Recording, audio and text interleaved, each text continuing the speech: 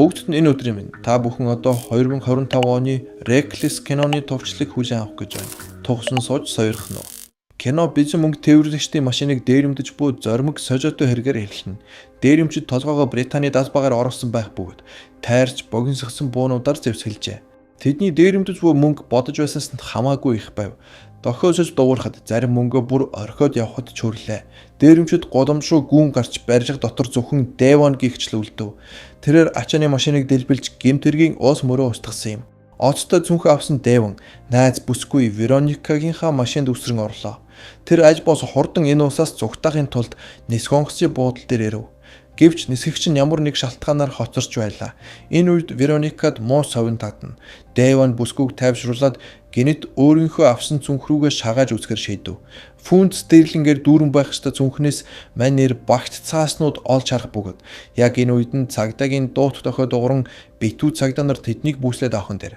Найзууд нь Devon-ыг матаж цагдаа нарт барьж өгсөн нь энэ байлаа.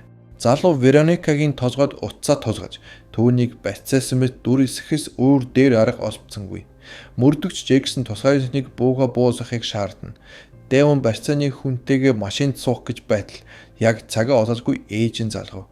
Залуу уцаа авч байна уу ээж би одоо ярьж чадахгүй нэ надад нэг жоохон асуудал гарч чадвна гэж хэлээд баригдлаа. Гентэргийн бүлэглийн толгой зогч Трент дээрэмчдийн нэгийг цагдаа нар баривчилсан гэдгийг дуусах үед гэхдээ үжлэг зохион байгуулж байв. Гол дүр Devon 8 жилийн ял авсан ч үлгэр жишээ байсан гэд 5 жилийн дараа тэнсэн суллааджээ. Байц цагч түүнийг буцаад торны цаана оргонд тулд гадаа гараад дахин хэрэг тарихгүй байхыг сануулв. Devon хамгийн түрүүд найз Жузеппе дээрээ очлоо. Тэр найзаасаа мөнгө зээлэх эсвэл ядаж аавынхаа цагийг буусам хоёроор сольж өгөхийг гуйв. Найз нь шоронд түүнийг хинч эхнэрээ болгоогүй бидтэй гэж асууж байлаа. Devon ожигтойхон гарбуу авахыг хүсэнд Жованы зөвхөн револьвер өгөхөд л бэлэн байв. За ингээд буута болсон манай хүн одоо хуучин хамтрагч Жорж дээрээ очиж өөрт оногд хуваар нэхэх хэрэгтэй. Энэ үед гэрхүү өөдгөө амтан өөрөө нэхтлэн бодогч бүсгүй Кимбрээр оролдож байлаа.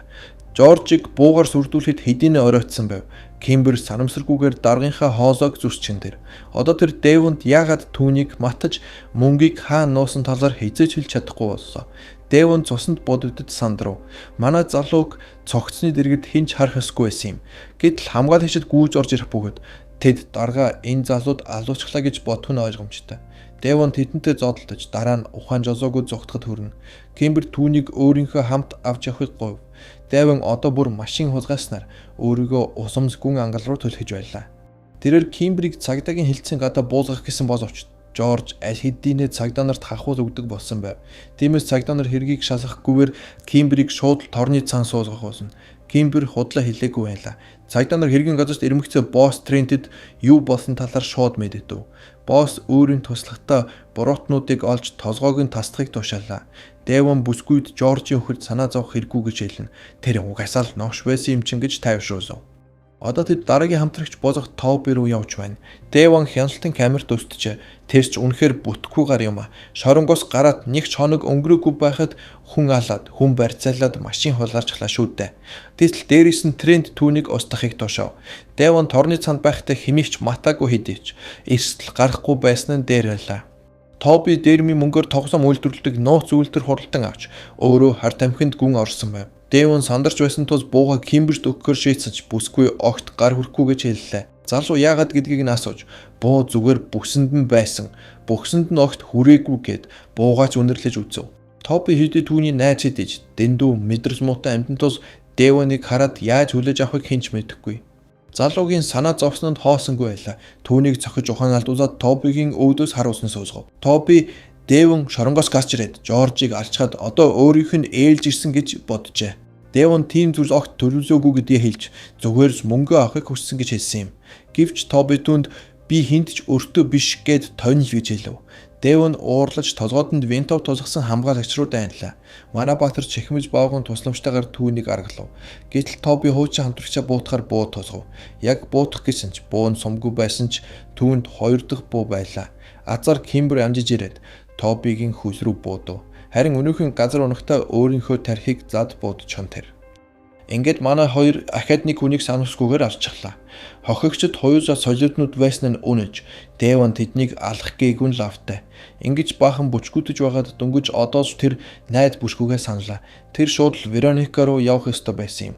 Энэ үед Трент зочд буудалд нууц амрагтайгаа цагийг хөвгчтэй өнгөрөн.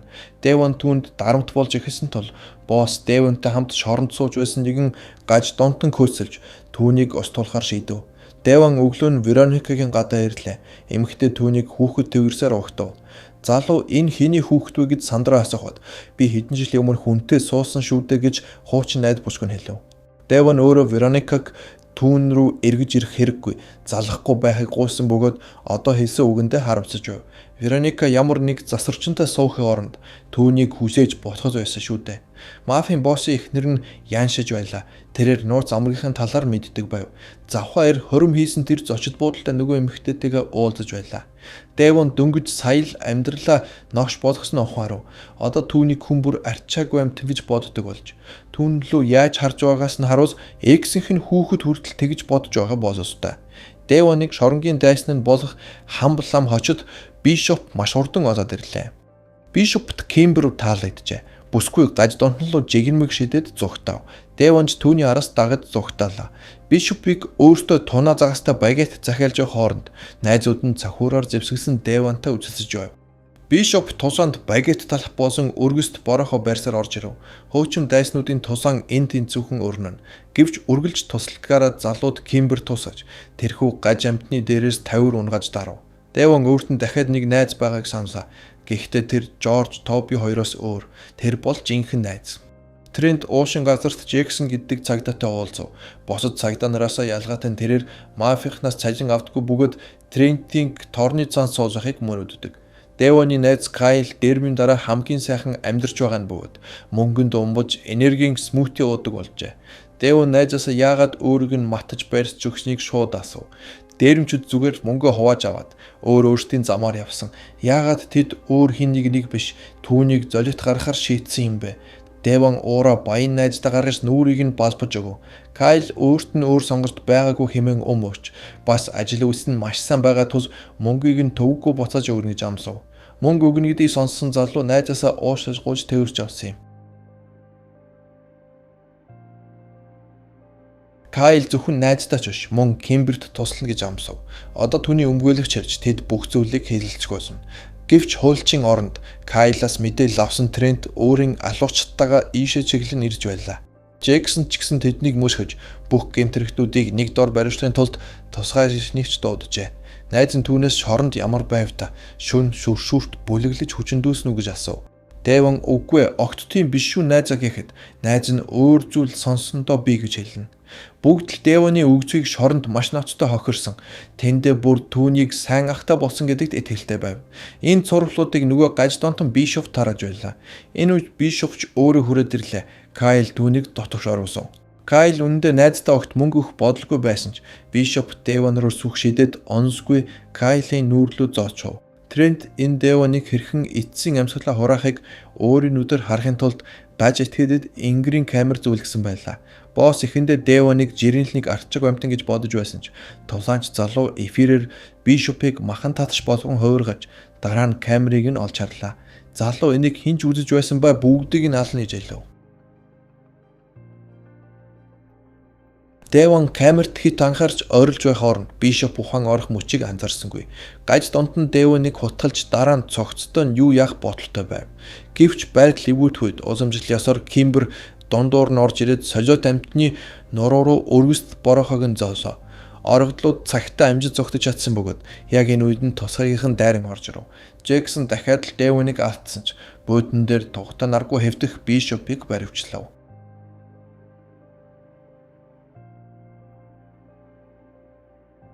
Дэваны хавирга орчимд хотголсон байв. Тэд имлэгт очиж чадахгүй тул замд таарсан хүүхдийн тоглоомын паркт ивцгээсэн юм. Өмнө нь Кимбер камерыг цүнхрүүгээ шидсэн байсан тул Трент хосууд парк дээр нуугдсныг сонсчээ. Цусаалтаж буй Дэвон тэр новшнуудыг цагдаад бариад өгөөгүйдээ харамсаж байгаа хөлийн зөвшөөрөв. Дээрээс нь Кимберийг ч асуудалд оруулчихлаа гэв. Удалгүй Трент сүүлийн 2 хоног хөөцөлдсөн хүнээ эцэст нь нэгэн олсоо. Гэтэл Дэвон өмнө нь хэн зогсож байгааг мэдгүй байв. Гэмт хэрэгтнүүд хуучин хоригдлыг өөрийг нь хожигдсан бүх хүмүүсээс өсөөгөө авч унаа гэж бодож байв. Гэвч Кимбер энэ бүх аллага үнэхээр хачирхтай сонсогдож байгаа ч зүгээр л тохиолдлын хэрэг байсныг тайлбарлав. Харин энэ шаргацсан залуу зүгээр л амьдрахыг хүссэн. Дэва нэг нөгөө үхдэг гурав биш, харин Трент өөрөө матсан гэдгийг тэр ойлгожээ.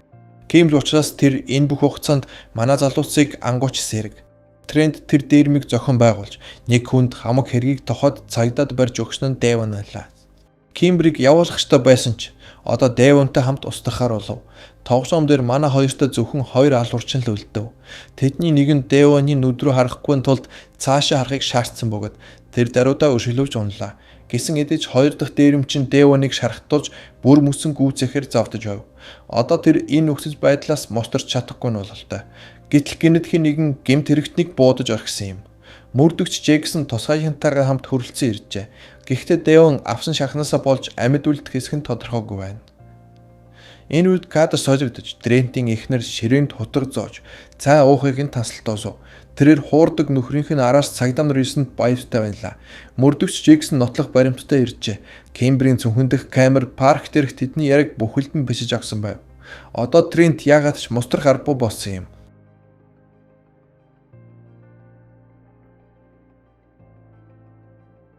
6 сар өнгөрчээ. Дэвоныг буцаад шоронд нь хорьсон ч одоо түүнд ядаж эргэлт ирдэг болсон байна. Кимбер түүнээс уушлаж говь. Учир нь Дэвон дахиад л шоронд орсон нь ихэнхдээ түүнтэй холбоотой байлаа. Бүсгүй Дэвоныг азгүй амтан агчаагүй нэгэн гэж боддоггүй бөгөөд шоронгоос гарсныхын дараа хамтдаа цагийг өнгөрөөж босох юм гэж хэлв. Гэхдээ Дэвон хизээ сулжигдах нь тодорхойгүй ч мөдгүй гэдэг нь л автаа. Харин Трентийг ямар ч өмгөөлөгч аварч чадаагүй бөгөөд эрчүүдийн өвжгөн тустай нөгөө гаж донтон хам сам бишоптой нэг өрөөнд хорж байгааг үзүүлээд энэ кино дуусаж байна.